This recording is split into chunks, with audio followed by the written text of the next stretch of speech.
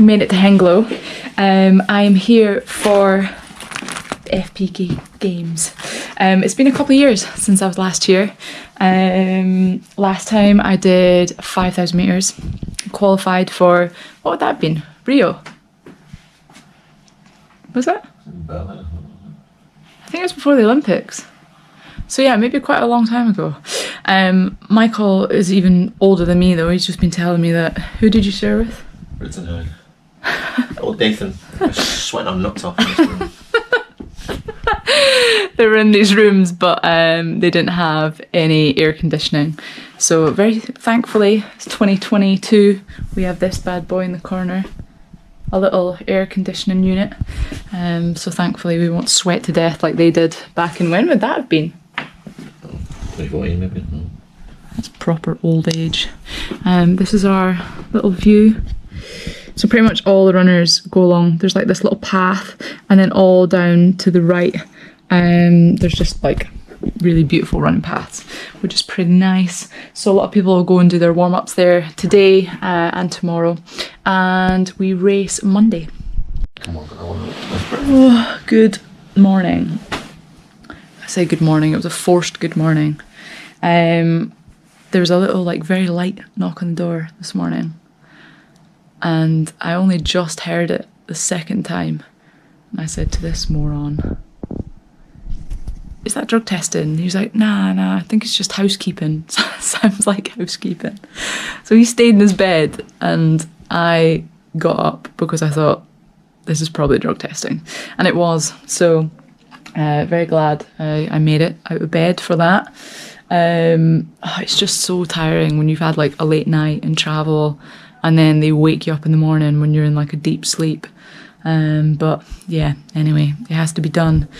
So today was blood and urine, which again doesn't help when you've already been to the toilet. I was surprised, I actually managed to fill up my cup. You have to be over 90 ml to avoid giving a partial sample, and that takes ages. So managed to get full urine sample in there, which for me is pretty impressive this time in the morning when I've already been up and peed as well. But we got there, all done, job done. I am going to make some porridge. I have this little kettle and some Quaker oats that I bought in America. So I'm going to get that in me now, and then I'm going to head straight back to bed.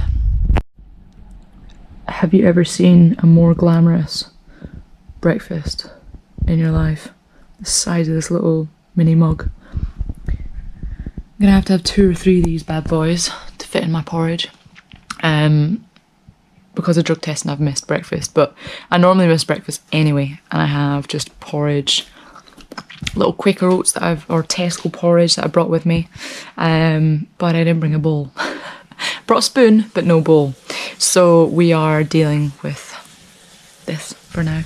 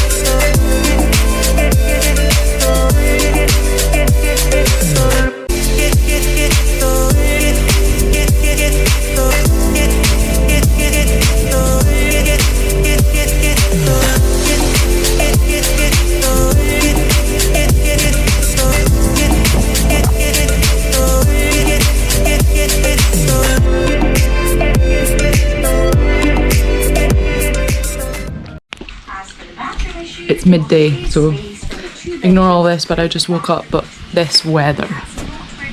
Oh, this is brutal. I don't know if you can hear the wind.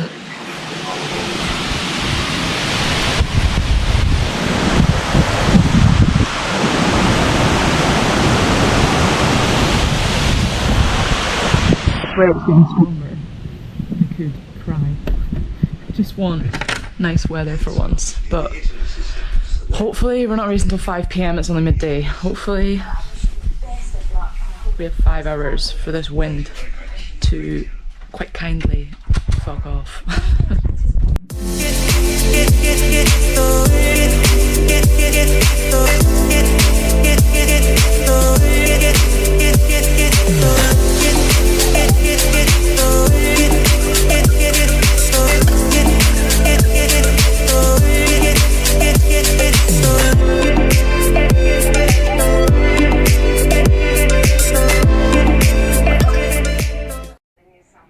I think these might be the biggest numbers I've ever seen in my life, but we have one for our back, one for our bag, and then we will get one for our front in the call room because it has to have a chip so that we can get times registered and all official.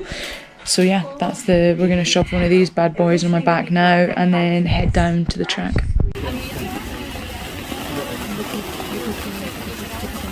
Yeah, that's amazing.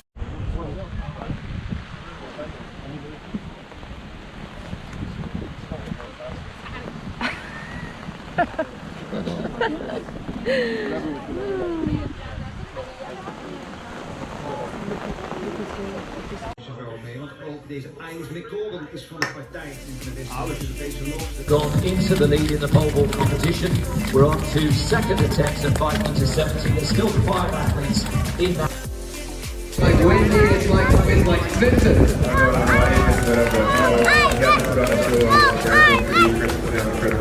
So we have to make new.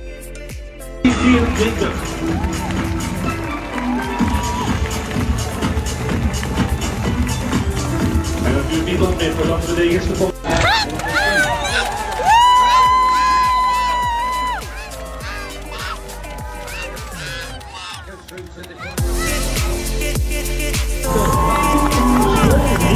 Dit jaar die 6 meter 1 van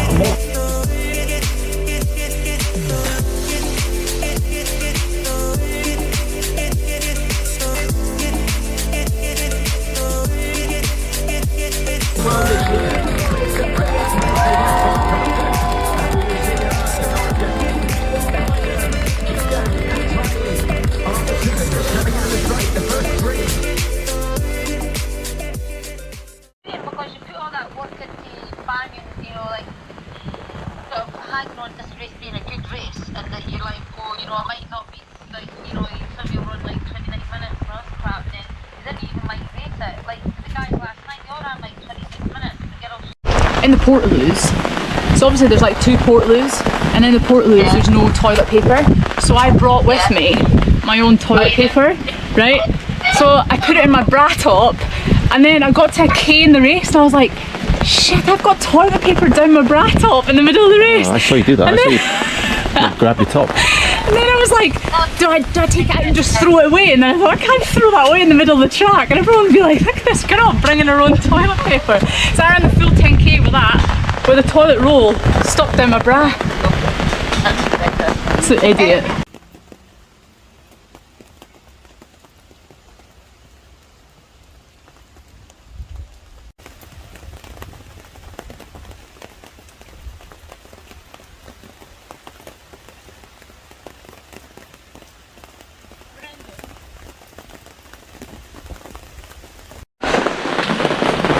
Oh, this weather is mad. Oh, I should be used to it being Scottish, but oh, it was just so windy. Oh, and raining. Everyone's gone home. It is completely empty. But I just finished my cool down. What a strange race. So my hair is wild. I'm happy enough. I think today, obviously, I set out with the intention of trying to break that British record. It's not an easy record by any means. It's Polarad Cliffs. It's 30.01. I was on pace through the first half. I went through 15 minutes, so on target. But it was always going to be like a very tough ask to do it on my own. I knew coming into this race it was an Ethiopian trial, so it was to be expected. I knew they'd be a bit cagey, but I thought after like 1 or 2k someone would come past and someone would go for it, because obviously not everyone can sprint, that last lap, so I thought someone would go a little bit earlier than that. I did not expect to be running 25 laps on my own in the wind and in the rain. I felt good till about maybe just before halfway. I had a couple of really bad gusts and my legs just sort of, I stumbled a couple of times. I thought, oh god, don't fall in the infield, like keep in your lane. But yeah, I did my best. I felt strong with the last K. I had a really good last sort of 800. I felt really strong. I still managed to pick up last lap and get back onto pace. But yeah, it's a PB. It's a Scottish record, 30:19. Big PB for me. And it's also Hengelo is where my mum set her Scottish record, 30:57. It's where my dad ran his PB for the steeplechase. So Hengelo is always a really special stadium for my family. So to come here, break the Scottish record, break my own PB, I can't ask for much more than that, and win the race as well. I still held on to the win. It was a really cool experience. It was really an amazing crowd in the stadium, but it's just a shame that we had this this weather. But now it's time to head back to the hotel, get some grub. I managed a 2 mile cool down in the absolute pissing rain, but yeah, we're done, and hopefully we can get some good food, good recovery, and on to the next one. Good morning.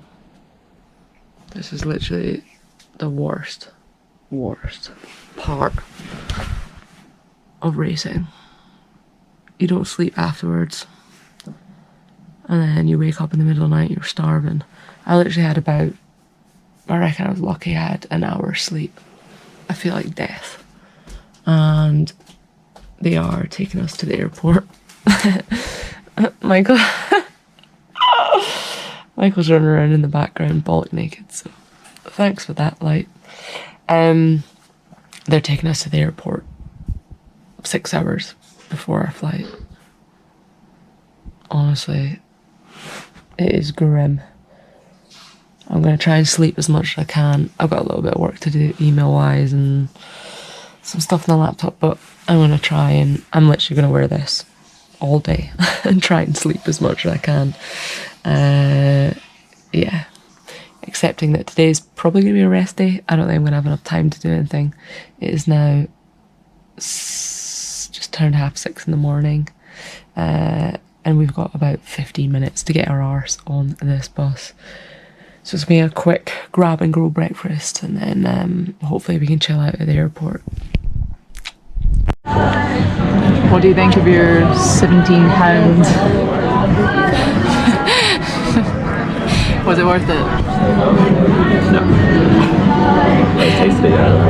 This is what we just got for €17.50 each, by the way, each. I'm so hungry though that I don't even care. We've been taken to the airport about 6 hours, was it? 6 hours. 3 weeks earlier than our flight. I'll tell you what, I needed that win yesterday for the prize money to pay for this. But anyway, we're here. 5 hours to kill. Wish us luck. In the car park of Barcelona airport, you can probably hear the airplanes behind me. Our flight ended up being a little bit delayed, and they also took us to the airport like, I don't know, 5 or 6 hours before our flight. So it was the crack of dawn this morning we left. We were up just before, I think it was about 6 AM we got up. Bearing in mind I had no sleep. Yeah, I wasn't too excited by or thrilled by the idea of going for a treadmill run when I got on to Fontenoy this evening, which would have been probably about 9:30 at night. Yeah, no thank you. So instead I put on my race kit. I had no other crop top, so I apologise for being disgusting, but I literally had no other crop top. So we wore my race kit top. I had an extra pair of shorts, so that was all okay. And I headed out to explore around Barcelona airport. Surprisingly very good. I must have runner's instinct, but anyway, I started following a lot of cyclists around here, so I started following cyclists down to the left past the airport, and I found a nature reserve, so that was pretty cool. Loads of, I mean, not the biggest nature reserve in the world, but yeah, really nice sort of soft surface, sand, gravel paths. So yeah, if you're ever in Barcelona, you're stuck, you need a run, get in touch because I found the place. There was also a really nice beach as well. Lots of naked old men though, so not quite my scene, but got an easy run in. I had just 7 miles, just plodded around. Legs are obviously expectedly a little bit tired. It's more the lack of sleep that gets me, but yeah, I just feel good to get a run in. Get all that sort of travel junk and sitting around out of my legs, and it's nice to know that it's here as well. If I ever get stuck in the future, I'll have somewhere to run. So we're about 30 minutes outside Font-Romeu in this petrol station. About 2 years ago maybe. Last year. Was it last year? It was absolutely roasting, and I was coming up the mountain after Oslo Diamond League, and I went for a run in Pugsyrda. It's a little bit lower altitude, but it was like 30 degrees, and honestly I thought I was going to melt to death, but I went for a run after like a long drive. I had no juice, no water, no food. I thought I was going to pass out. It was just so bloody hot. But anyway, I got to this petrol station, and this was all I could find. Double gold caramel billionaire magnum, and let me tell you, it was that good. I've spoke about it. How often? Every time I go to Font-Romeu. Every time we drive past the petrol station, I tell Michael how amazing this double gold caramel billionaire magnum really was, and I've just forced him to. It's almost 10 PM here now. It's getting dark, and I've just forced him to stop. It's freezing. It's not even. It's cold outside as well, but I forced him to stop and have one. So we're gonna give you. You're going to give your recommendations of Can't wait. your review, sorry, of how it is. Worth the wait, I'm sure. It's a 10 out of 10 for me. I haven't even had it yet. Marks out of 10. He was good. 9. A 9. He was very good. That's right, that's Bit true. too rich though. Yeah. He was he's the richest, sweetest ice cream I've ever had in my life, but he was good. He's Credit very. where credit's due. He was alright. He was alright. He was worth a year wait. A year wait for this bad Once a boy. year. Your teeth will fall out. It's sort of salted caramel-esque. Aye. It's very rich. It's a good decision.